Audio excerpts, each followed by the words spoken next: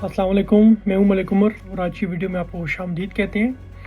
आज की इस वीडियो में हम बात करेंगे स्टॉक मार्केट की हिस्ट्री के बारे में कि स्टॉक मार्केट का आगाज़ कैसे हुआ, किधर से हुआ, कब हुआ।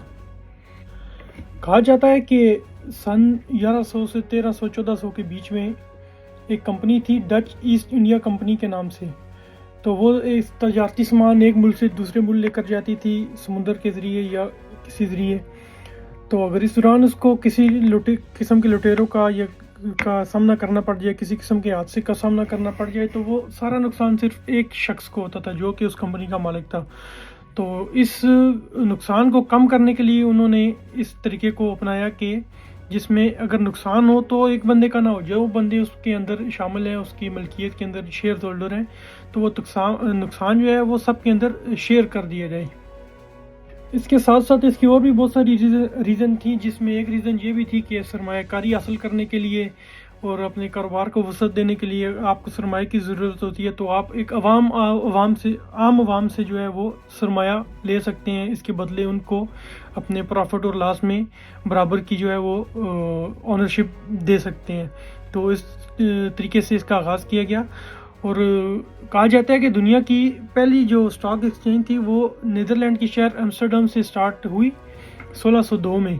तो दुनिया की पहली स्टॉक एक्सचेंज होने का आगाज़ उसको हासिल है। उसके बाद लंदन स्टॉक एक्सचेंज का आगाज़ किया गया, New York stock exchange, Tokyo stock exchange और बम्बे स्टॉक एक्सचेंज, जो कि मुंबई या बम्बे कुछ भी आप प्रोनाउंस कर सकते हैं। ये दुनिया की जो है कदीम तरीन स्टॉक एक्सचेंज में इनका शुमार किया जाता है। और दुनिया की जो पहली कंपनी थी जो कि स्टॉक एक्सचेंज पे लिस्टेड हुई वो डच ईस्ट इंडिया कंपनी थी।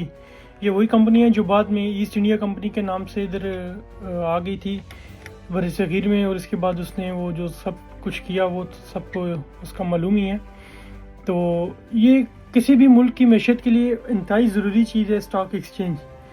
एक तो इसकी मेन वजह यह है कि माशी तरक्की में जो है वो मददगार साबित होती है, और दूसरा ये सरमाए को जो है वो हरकत में लाती है। मतलब कि अगर आपने कुछ सेविंग किया है तो वो आपकी सेविंग को इन्वेस्टमेंट में कन्वर्ट कर देगी। इसके साथ साथ कीमतों का तयन भी किया जाता है, लिक्विडिटी को फ़रोग देती है, शफाफियत और कानूनियत का नफाज भी अमल में लाया जाता है।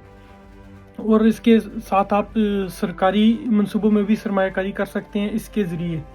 स्टॉक मार्केट एक ऐसा निज़ाम है जो कंपनियों को तरक्की और अफराद को मुनाफा और मुल्क की मैशत को इस्तेकाम फराम करता है। पाकिस्तान स्टॉक एक्सचेंज का आगाज़ जो 1947 में हो गया था, लेकिन उस टाइम ये कराची स्टॉक एक्सचेंज के नाम से मशहूर थी।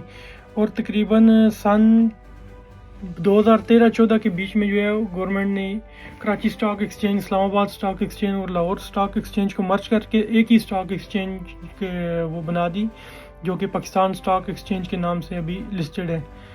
तो और ये PSX पाकिस्तान स्टॉक एक्सचेंज 2024 में अर्जेंटीना के बाद दुनिया की सेकंड बेस्ट जो है वो हाईएस्ट रिटर्न देने वाली स्टॉक मार्केट भी थी।